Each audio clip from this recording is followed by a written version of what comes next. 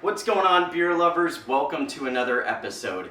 Today is Thanksgiving and I'm cooking up something special. Today I am brewing the Black is Beautiful Stout with blueberries, marshmallows, and chocolate. So if you're ready, stay tuned.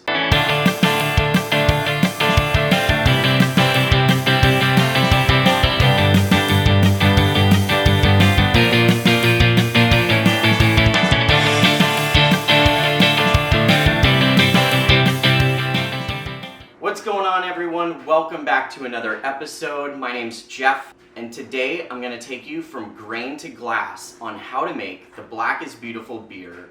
I'm also adding blueberries, chocolate, and marshmallow to this as well. I wanted to do some fun adjuncts, especially because this is going to be ready probably just in time for Christmas. Figured it would be really fun to add some weird stuff in there. So I have my strike water going right now.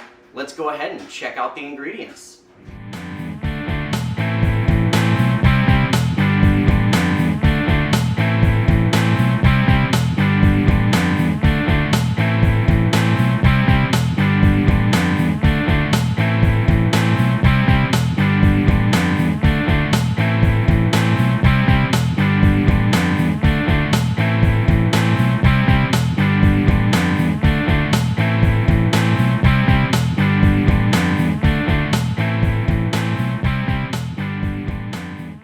Alright, so I have my strike water heated up to 168 degrees. I have now moved it into my mash tun.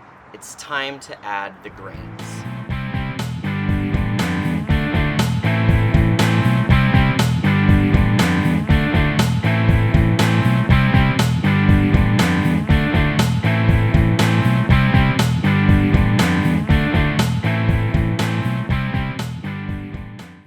Well guys, it is time to clarify our wort.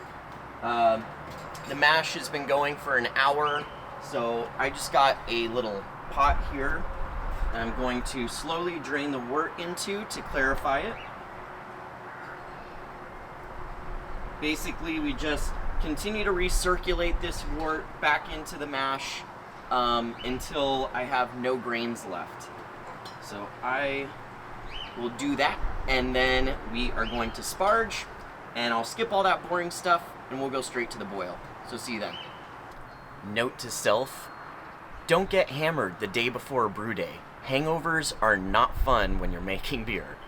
Alright, so we heated up our wort, and it has finally reached a rolling boil, which means we start our 60-minute timer. But before we do that, I have to add my first hop addition. This is 3 ounces of Cascade hops. This is going into a hop spider. I really don't want any hop particles in this beer. It's not an IPA. We're just doing this for bitterness. And if 3 ounces sound like a lot, it sounded like a lot to me as well. But the alpha acids in these Cascade hops are very low. I think they're like 4.8, so it shouldn't be a problem. Anyways, let's go ahead and add it.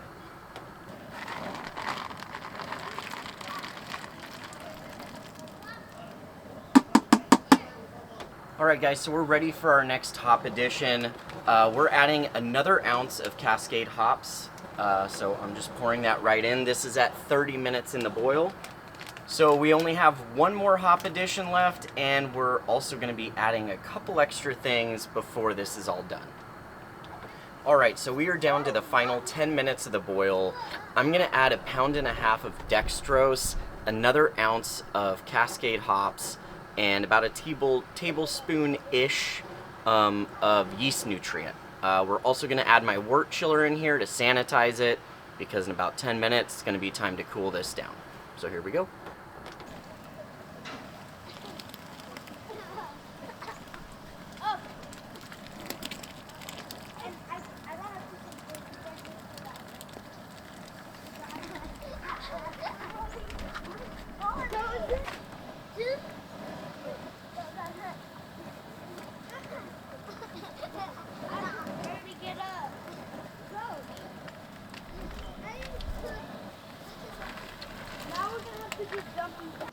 Well guys, the boil is done. I've brought my brew kettle inside and we are chilling down the wort with our wort chiller.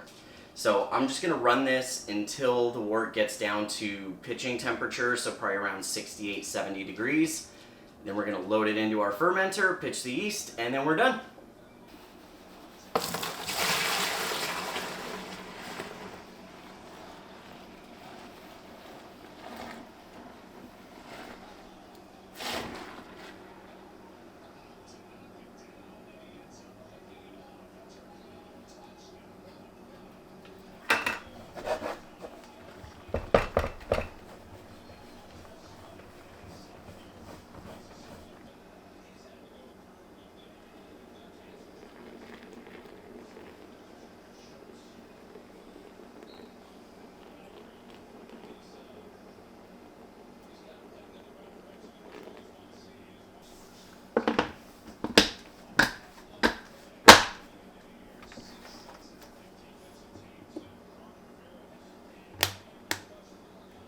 Well guys, brew day is done.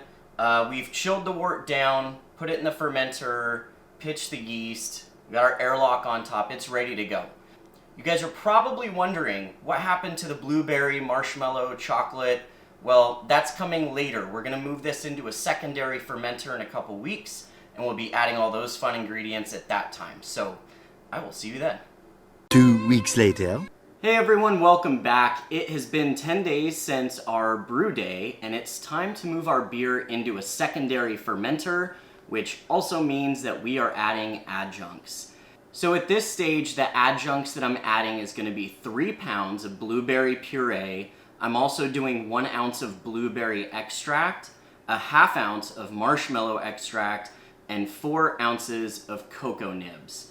Now, the recipe probably is going to call for more, but just a pro tip here, always add less than you actually think you're going to need if you haven't done the beer before, because you can always add more later, but you can't take any away. So I'm kind of being a little conservative with my adjuncts at the moment, but when it comes time to try it before kegging, if I need to add more, I can.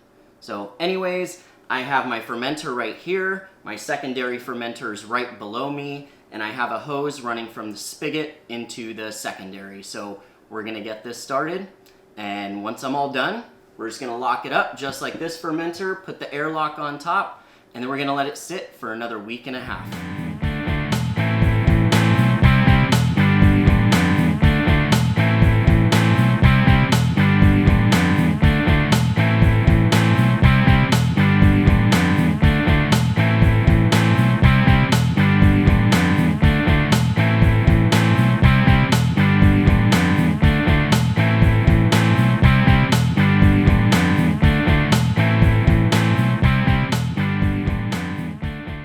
Well guys, we are all done. We have moved the beer into the secondary fermenter with the blueberry puree, cocoa nibs, blueberry extract, and marshmallow extract.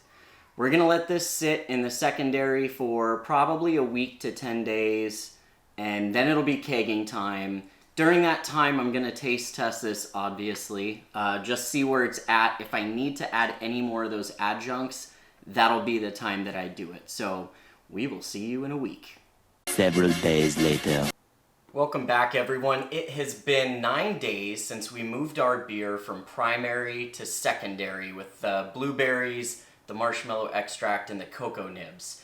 This thing is basically done fermenting. I measured out the gravity and holy cow. It finished out at 10.08, which means it's gonna have a cleaner finish, but it also means that the ABV is much higher than I anticipated. This is working out to be a whopper of a beer. I'm okay with that because it's supposed to be Imperial anyways. But now it's time to move the beer from the fermenter into the keg. So I actually have my siphon hose right here. I'm gonna transport the beer from the fermenter to my sanitized keg that is just right down here below. So we're gonna do that right now.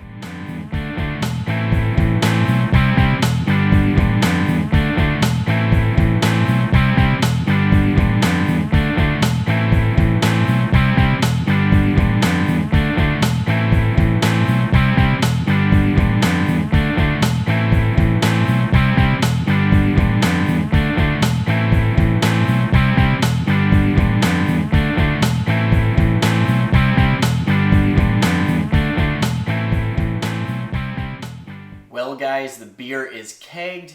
We are going to let it sit in my kegerator for 10 days while it carbonates, and then we're going to try it. So I'll see you then. 1 week later.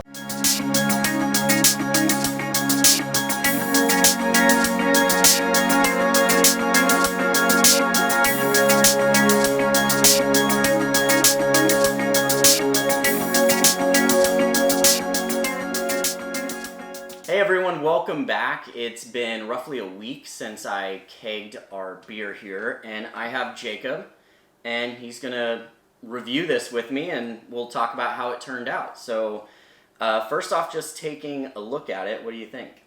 Yeah, so I was trying to get a better view of the light. It looks actually a little brown. It's not fully deep dark black.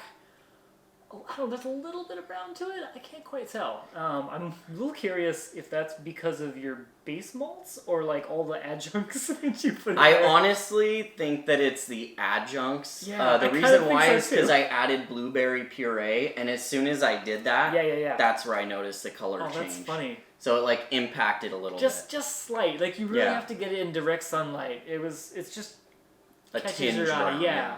All right, well, let's go in for the aroma. Oh yeah. Whoa. Gotta do multiple sniffs. Yeah, right?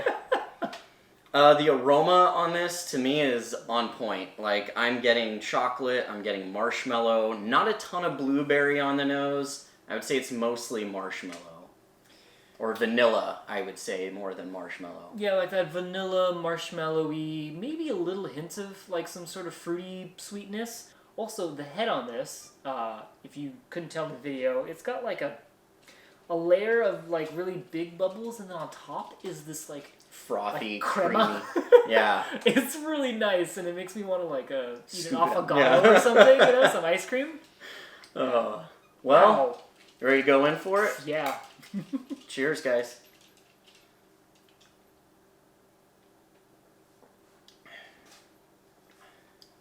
Ooh, it's has a layers of flavor wash over your mouth. The mouthfeel is what I was gonna try to comment on. It's smooth, a little creamy. It's not heavy. It's not thick. It doesn't feel like syrup. Yeah. It's actually quite kind of creamy and refreshing.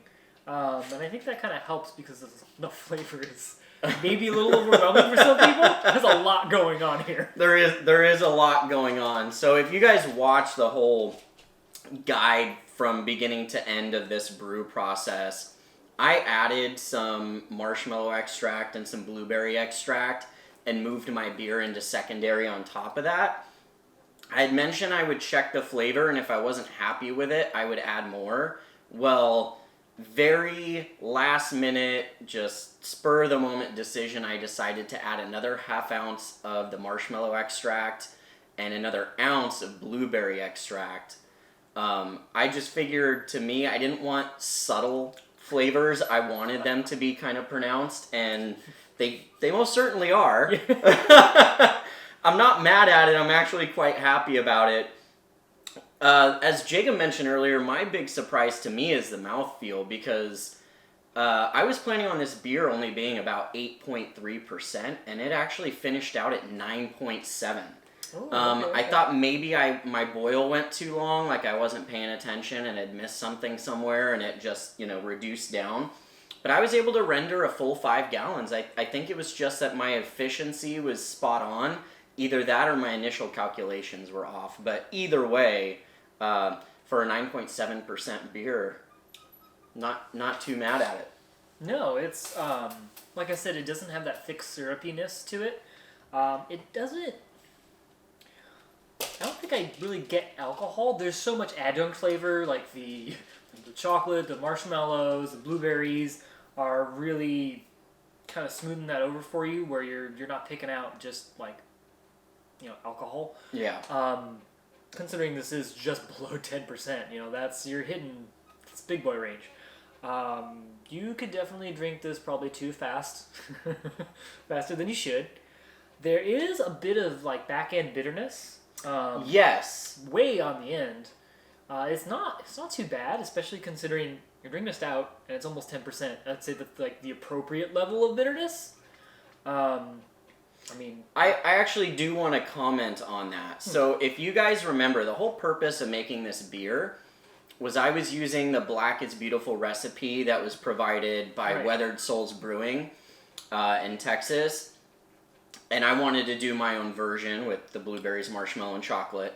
I remember looking over their recipe, and one of the things that stood out to me was the hop bill was pretty intense for a stout. At least in my opinion, I think it was close to 8 ounces of hops. My reasoning behind seeing that, like the way that I justified it, was because all the hops that they were using were very low alpha acid. Okay, yeah. Which would mean it doesn't necessarily impart a lot of bitterness. But even during the brew process, I was quite concerned about that, I guess you could say. I did use a little bit less hops than they called for. Okay. But I still feel like it was quite a lot for a stout. I would say that the bitterness is there, but definitely the adjuncts take over the flavor, so it's not like you're drinking a black IPA or anything. No. It's still pretty darn mild. But if you guys decide to brew this beer, I would say maybe lighten up on the hop build just a scotch. Yeah, I would encourage you to do that, mainly because once you've had enough beers like us, looking at this head, it reminds me of like a milk stout. Like, that's how creamy this head looks. Mm-hmm. So when I'm going to drink it, I'm kind of thinking it's going to be that level of sweetness. Like, I'm looking for lactose, and there's no lactose in here. There is marshmallow. It's different.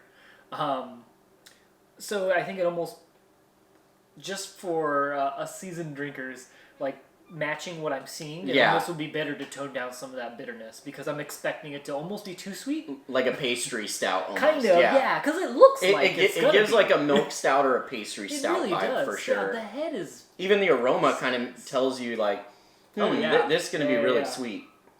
Yeah, it actually smells like it might be sticky, syrupy sweet, which is why I mentioned it doesn't actually feel that way in your mouth, because it looks like it should be. Yeah. Well, I would say I'm very happy with the way that this came out. There are definitely some modifications I would do, so if you guys decide to brew this recipe, definitely feel comfortable modifying the base Black is Beautiful recipe. You can get that online. I will put the link in the description, and then obviously I'll put my recipe in the description so you can see what I did. My biggest thing was using extract in this beer. I'm kind of anti-extract most of the time.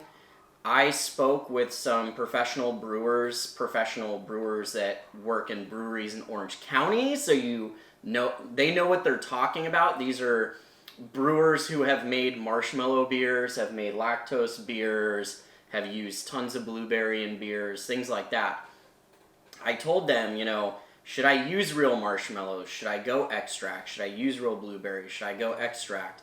And basically what it came down to is, if your goal is to make your beer taste good, don't be afraid to use extract. It's there for a reason.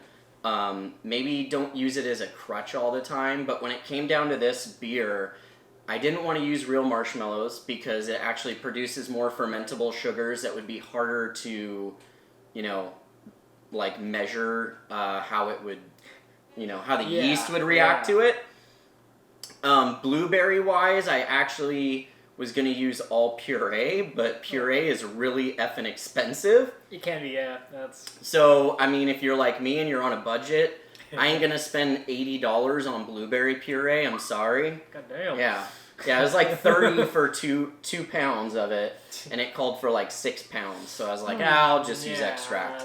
The cocoa nibs were the easiest thing, and then the chocolate malt in this as well just kind of helped elevate that chocolate feel. So as I'm drinking it, kind of letting it warm up a little bit, I think my preferred way to drink this would be let it warm up a little bit. Also, I know I said it finishes bitter. I think I might have actually been misinterpreting that. I think it's just really dry.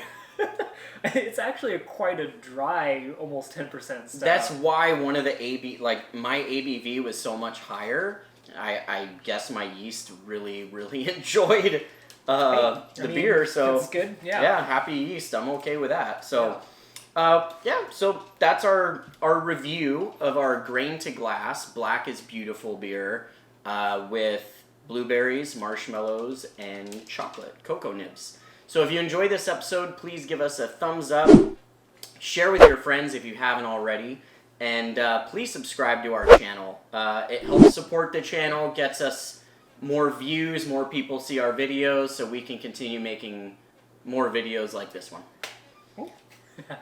And until next time, I'm Jeff. And I'm Jacob. And we'll see you again on Let's Have Some Beer. Cheers. Bye, Po. Hi. You obnoxious little... What's going on, beer lovers? Today we're reviewing a beer from Burley Oak Brewing. It's one of their Dream series, so if you're ready, stay tuned.